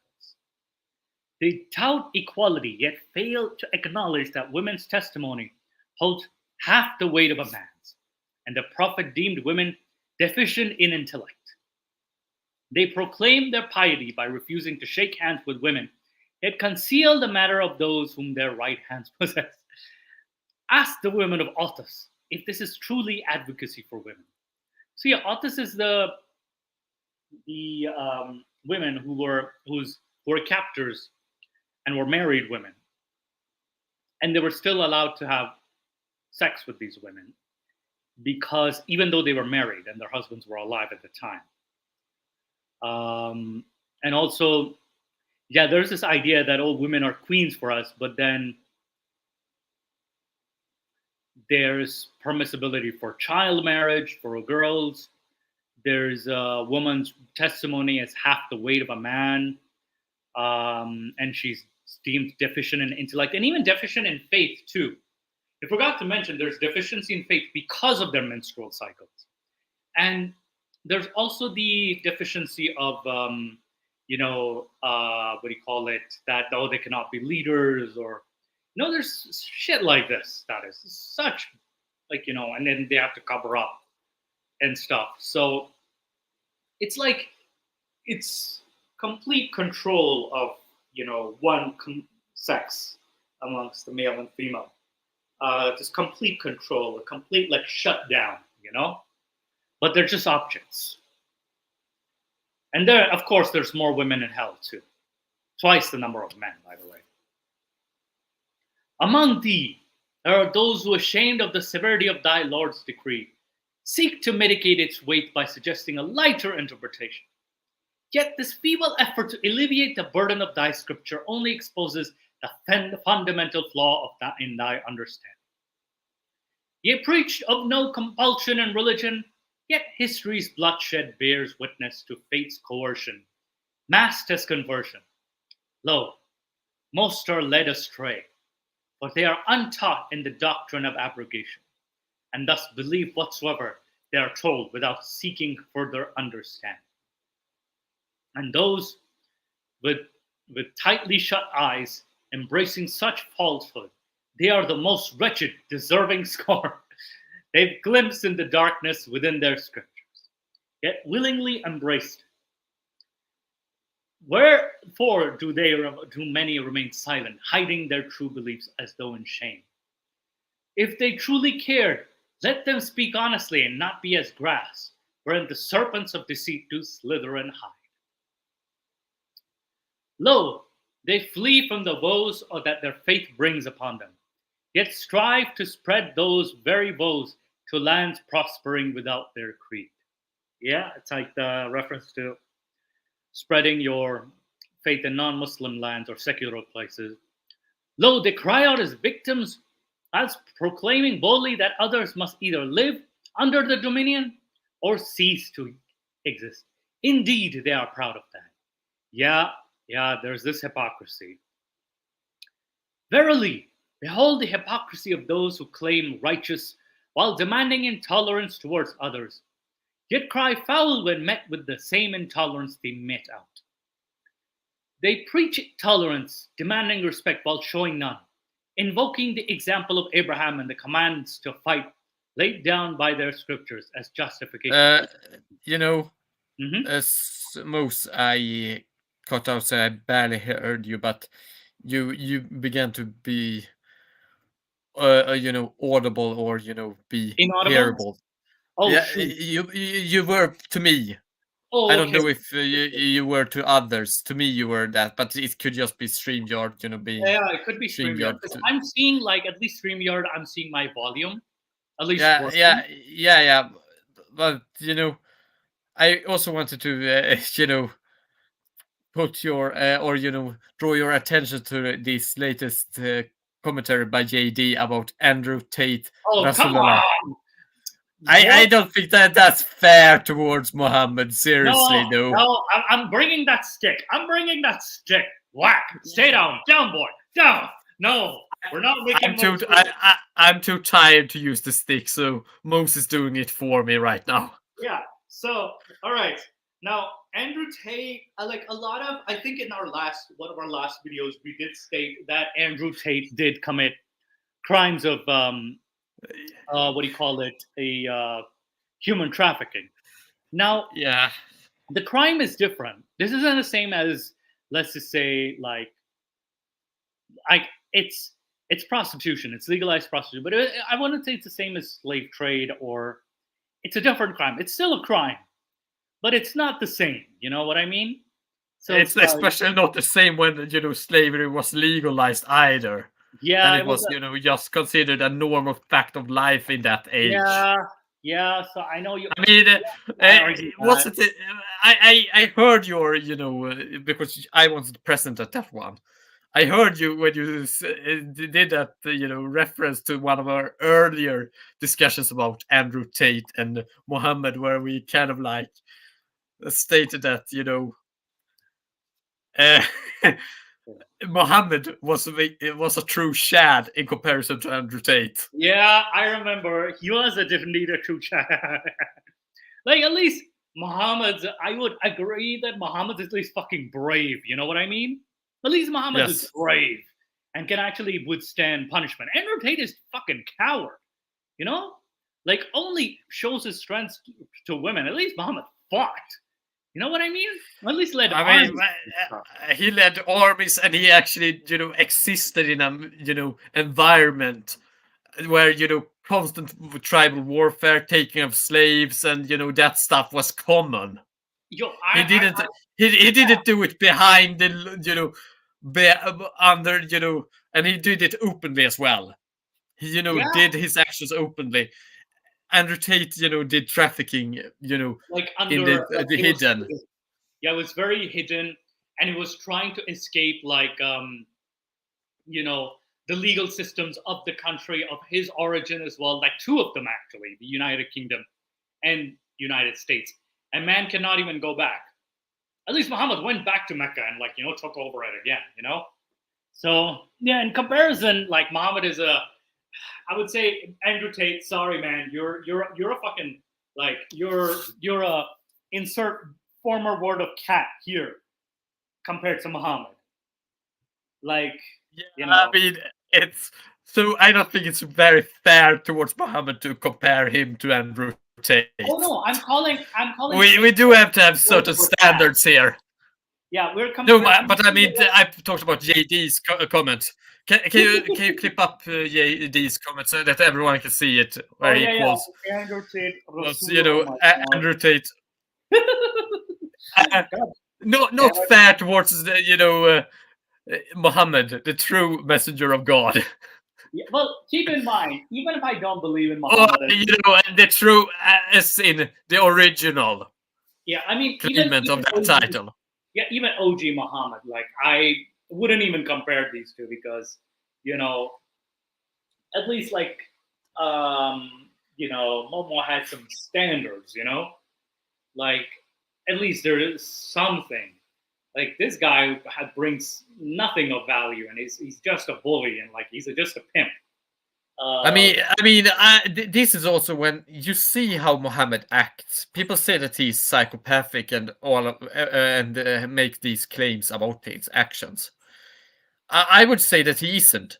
He's far from it. He's just a normal, very normal person in his, historical context. The fact that he also orders, or try to not kill, prepubescent, kids, because that was the standard of adulthood back then, and that he actually, orders to not burn people alive. Well, and it was against it.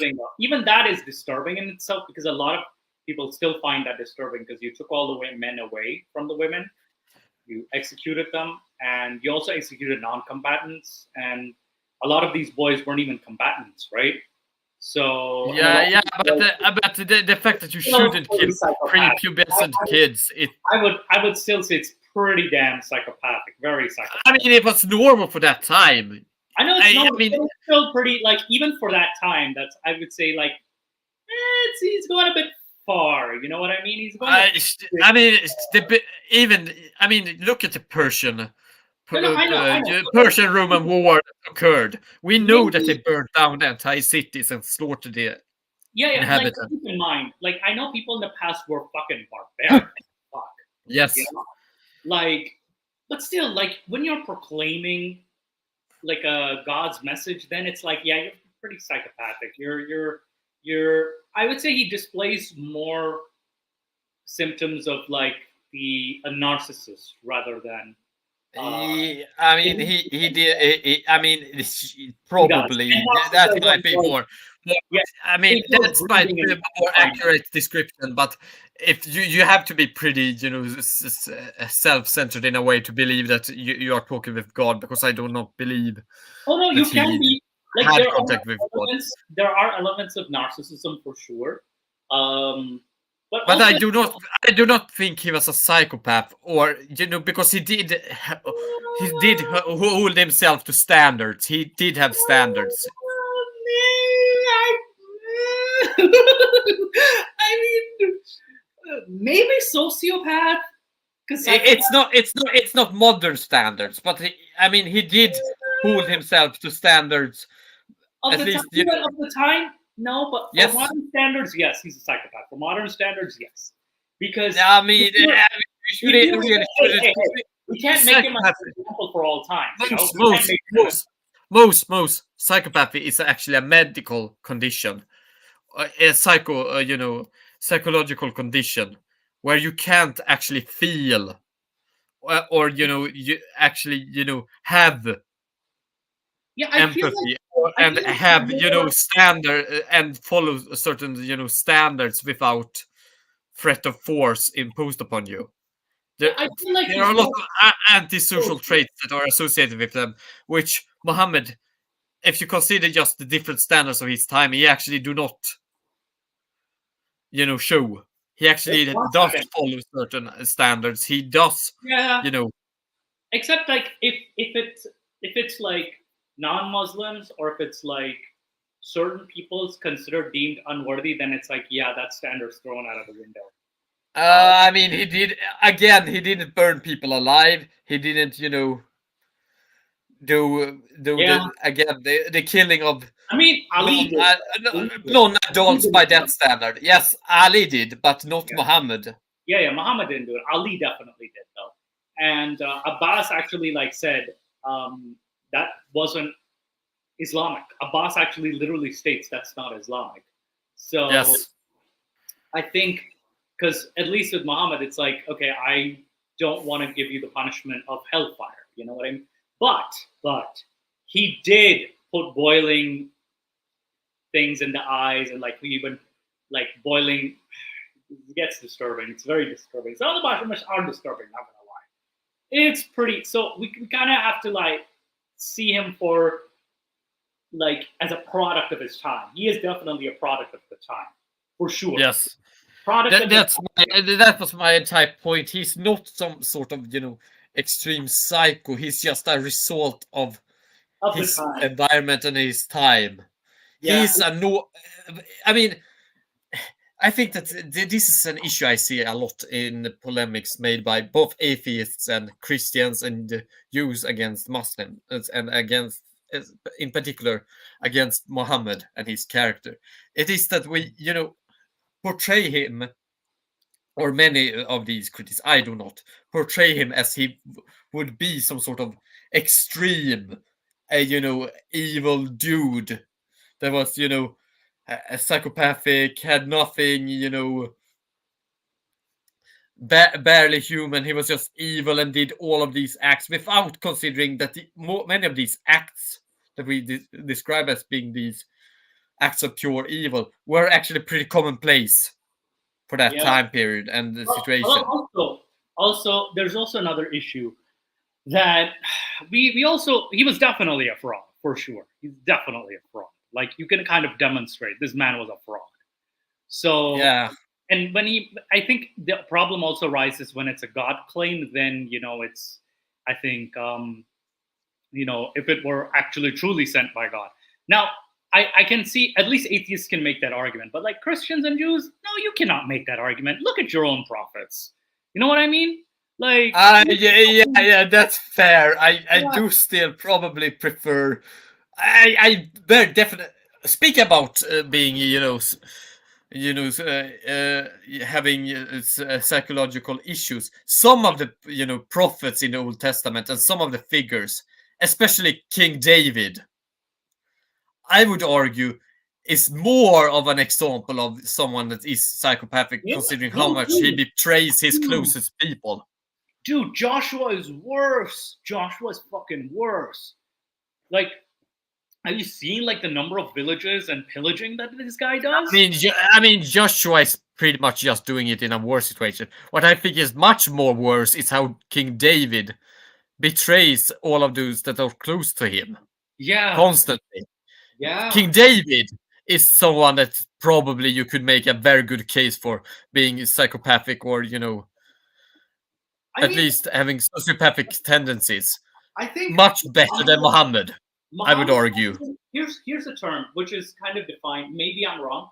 Sociopath may be closer. Sociopathic, because sociopath is a learned thing. You learn. Yeah. And sociopaths can still have relationships. They can still have people they value. And I think that, I mean, it's pretty clear when you see how Muhammad acts with Abu Bakr. You see that they had a very close relationship there. Well, and you see the same thing. And you see the same thing with Khadija and Ali. Other. Yeah. I mean, Muhammad could form close relationships, and he actually seems to have they stood up for him and he stood up for them, kind of like back and forth. He at least had some sort of idea about, I value these people, not just merely because they are useful to me. I mean, if you look at King David, I mean, first he raises up for the ranks of King Saul's army. Then he tries to probably tries to take over. King Saul tries to get rid of him. He flees.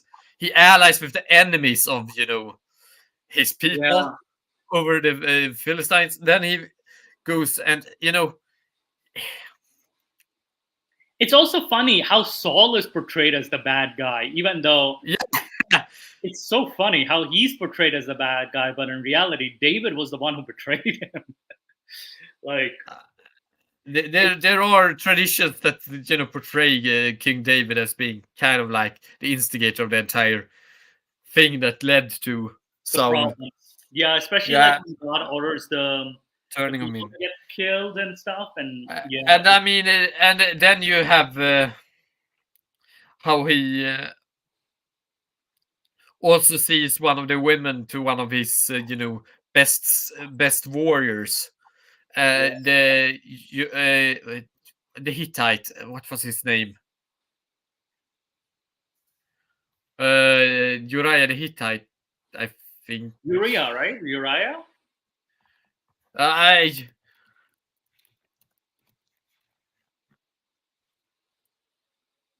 Uriah the Hittite. Yes. Yeah. Oh, I'm beginning to sometimes I forget these names in the Bible, and I'm also pretty tired, as I said before. Okay. But Uriah the Hittite, he sees his his wife and he wants her, so he sends him to get killed. Oh man! One of his best warriors closest to him. Oh man! I know something similar, but at least he doesn't kill Zed. You know what I mean? He doesn't. Yeah. Kill. At least he doesn't do it. He does it a more sneaky way, or at least like he's, it's still problematic. Not gonna lie, it's still pretty fucked up. It's still pretty fucked up, but and even a lot of Arabs were like, something's fishy. They were like, what's happening? But it was at least better than this. What King David did when he sent away. It's better. And he apparently, had relations just on the same day. Yeah. As he was sent into battle. Yeah, that's fucked up, yo. That's fucked up. Yeah. So, you have that.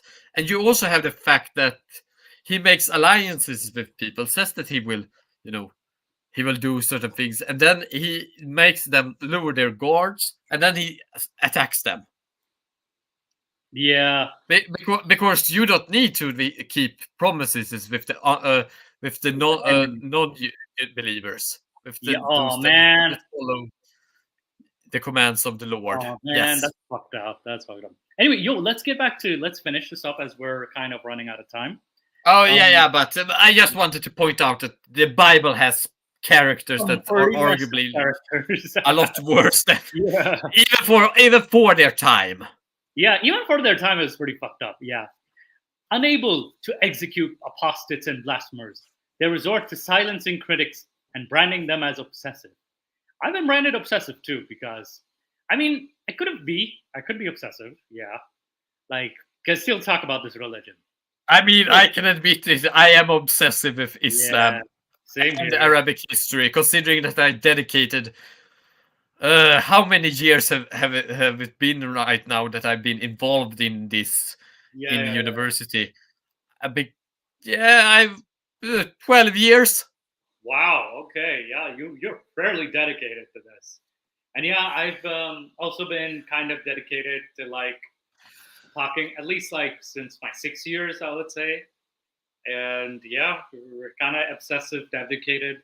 And that's why we do this channel for you viewers. Mind you, I've spent full-time work on this. So, that's some obsessiveness. Yeah, that's some next level obsessiveness here. Lo, their prayers echo with intolerance, beseeching not to follow the path of those who earned his wrath and those who went astray. Yet those who delve into the sources know the implications, yet they remain silent, lacking the courage to enforce the command to fight, for they are not yet in the majority of the land. Indeed, their Lord and Prophet cast others as the worst creatures. Yeah, this is true. There's so many verses like this. Should they not expect a response when labeled as deluded in return? Behold, their prophet hath woven tales of the Jews, worshipping Ezra as the son of Allah. A falsehood that lingers, sowing discord among their brethren.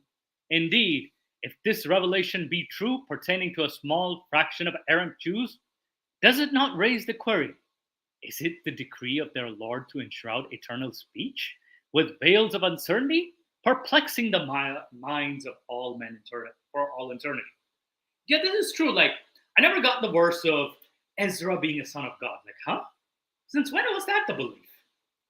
So, this is a good critique of the Quran, that is. Indeed, let it be known far and wide, this text stands as a linguistic marvel, a masterpiece of divine revelation, in the plainest of English.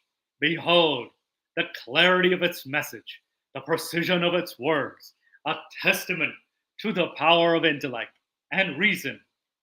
Yet, in the halls of ignorance, those who are deluded scoff, their minds ensnared by the shackles of blind faith.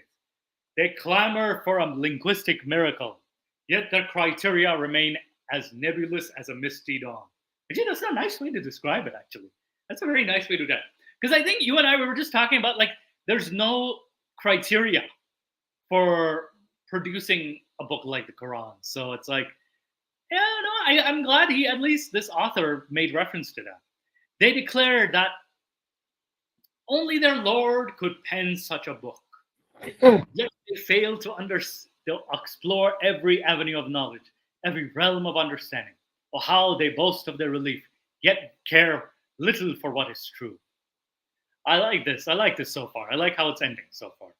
I also know, no, Stalin is not a radiallahu anhu. No. All right. O ye who are deluded, the challenge set by thy scripture lacks merit, for fails to set forth clear criteria and persistently change the terms of the contest. We scorn thy challenge. Witness this text, easily comprehended and swiftly grasped. Yet ye adhere to another with its disorderly arrangement and archaic language, out of fear to question what lies beyond faith. Lo, This text which we pen is superior to yours. None like thine, it shall never require reinterpretation.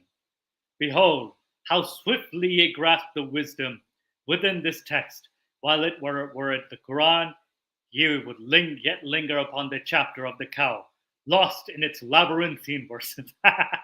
You know what?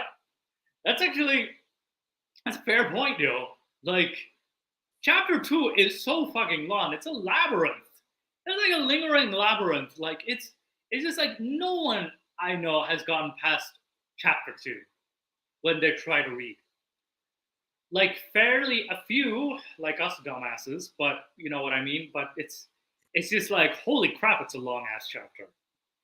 So it is definitely like, I like how this guy ended it. But Ginny, what are your thoughts so far? I mean, it started a bit cringe, but then it turned better, at least in the end. Yeah. No, it ended really good though. The text ends really well. Yeah, yes, it did end. Yeah, there's better than it started, at least. Oh yeah, like the start is. I would still say though that I still prefer the Quran over this. This does not mean that the Quran is actually the word of God, though. Boy, all right. I prefer the because at least the Quran actually is kind of like a good, beautiful work in its use of language. The Tanweer or the Quran? All right, I'm just typing this in the chat as well. Okay, see which. This is how we would end this. Which book is better, folks? The Tanweer or the Quran? And I know Ginny is Team Quran. I am Team Tanweer. But it was nice having this discussion with you, Ginny. Thank you for arriving, Ginny. By the way, another shout out to Ginny. Check out his channel. It is a humanities channel. Let me just see Culture Ginny. I just wanted to show you viewers his channel so I can give him the proper shout out. So event, share screen. All right, there we go. So this is the Culture Ginny, a history and culture channel. This one is pretty interesting. Like, let me see the post. Actually, by the way, the Did Mecca Exist is a very interesting video, as well as like the Islamic Machiavelli, the African pirates.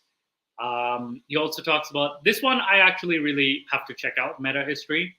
There was an Arab kingdom before Islam, Lahmids. I think there's another video where we talk about the Ghassanids as well too. This one's my favorite, Sicily, Islamic Sicily. Yes, my about the Ghassanids is a lot earlier. A lot earlier. So there's a lot of like about Islamic history, the dark side effects of the Seljuk Empire. Because again, the Seljuk is not very much talked about, even though it was a brief stint. But it's not talked about as much as it should be. The Greek Nabatea as well. And yeah, like there's a lot of. Oh, I have to check out Zargon of Akkad. And you know, there's like what is the Quran? So he does have, and the Ghul, of course, the Ghul and the Jinni, and also like how to understand the Jinn. So he describes himself basically. Jinni describes himself. Yes. So yeah, it's but yeah, if you guys folks think the Tanweer superior, let me know. And this folk already revealed to me, Allah, it has revealed to Tanweer superior. Jinni still says otherwise in his stubborn Jinn ways. I mean, I need to be the constant contrarian here. Yeah. And you know, Iblis is advocate here for Islam. But I mean, I genuinely have you genuinely there is actually, you know, a lot of you know, things in the Quran where you do have beautiful recitations of it. And you know, yeah, and you know, it sounds nice, and I do think that it carries a lot of weight when you actually consider that someone actually took all of these Arabic words and, you know, words and made these sentences that are pretty coherent most of the time. Sometimes not, but most of the time, and made them actually have this sort of, coherent rhyme in it. Yeah, like And these are more rhymed, and the rhyme is, I find the rhyme is more the focus, Yes. rather than the text. But it's also constantly saying it's clear Arabic. Why? And I found out, and I feel like this was one of the founding books of the Arabic language. So it was, yes, it was. Arabic standardized around the Quran, but it also existed before the Quran. You still have, Right. the pre-Islamic poetry that also was used. yeah, And some of that poetry is way harder to understand than the Quran. yeah, Because we should it's so actually go over archaic. some of we should also go over some like pre-Islamic poems as well to see like how interesting this history is. Like this history. Yeah, but of course, it's not like, the Arabs just got everything that happened before Islam. I mean, you still have, references to Hatim al-Ta'i. You still have, you still have references to Antara al-Absi. And you still have references to, Imr al-Qais. Yes. And all of these great poets and great, mythological almost figures of the Arab mythos. Yeah, so Imr al-Qais, and also like Tuba, as well as like, what do you call it? We have so many of these great like figures. So there's definitely. I would say that Hatim al-Ta'i and also Antara are like what. I think Odysseus and Achilles and those kind of characters. They are on that level. Yeah, they're kind of like those guys, Achilles and Odysseus, and yeah. So, and I wouldn't be surprised if there's some Greek influence in the writings of these. I mean, it wouldn't surprise me because the Arabic heroic tradition is very similar to the Greek one. Yeah, and you did a video on like the Greek Arabic kingdom too, the Nabateans. Yeah, I didn't go into this though, but right. I've sometimes considered actually doing a video about heroism and how the Greek and Arabic concept of it is actually more similar to each other than it is to the modern Western concept of it. Also, here's a definition of a hero according to the ancients, and I've seen this in all ancients. It's not exactly heroism, it's more the person is the protagonist of the story, usually. And I mean, hey, I'm right. I'm correct. It's usually the protagonist. Have you not seen how much of a jerk the heroes are? Like, even to their standards, he's pretty much a jerk. So, like, Gilgamesh is a jerk for his standards, too. Yeah. So, even Heracles is a jerk from time to time. And even Rustam as well, too. Like, Rustam yes. But, what I wanted to say is that in Arabic, the term used for, hero is batal. Right. Which comes from the root of making futile or, making, something not being more anymore, or making, futile, making worthless, making invalid, or, making something not be anymore. So it kind of like has these implications of someone that, tries to, tries to overcome something, to make a hindrance, an obstacle. Yeah, absolutely. That does what is considered futile or not possible, but does it despite that. He overcomes the impossible. He overcomes the opposition, not necessarily by being a good guy. A lot of the Arabic heroes are actually what would be considered anti-heroes by a lot of our modern West.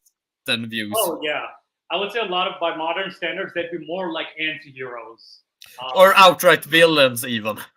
Yeah, depending on the it depends on how you see it, but I feel like anti-hero serves or anti-villain serves it more accuracy than like villain, straight up villain.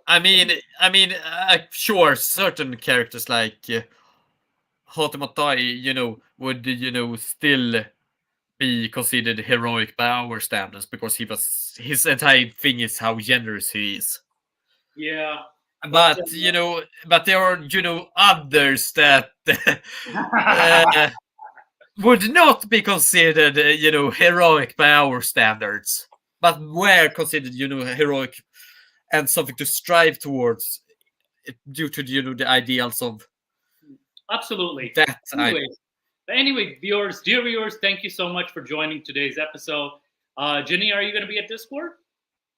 Sure.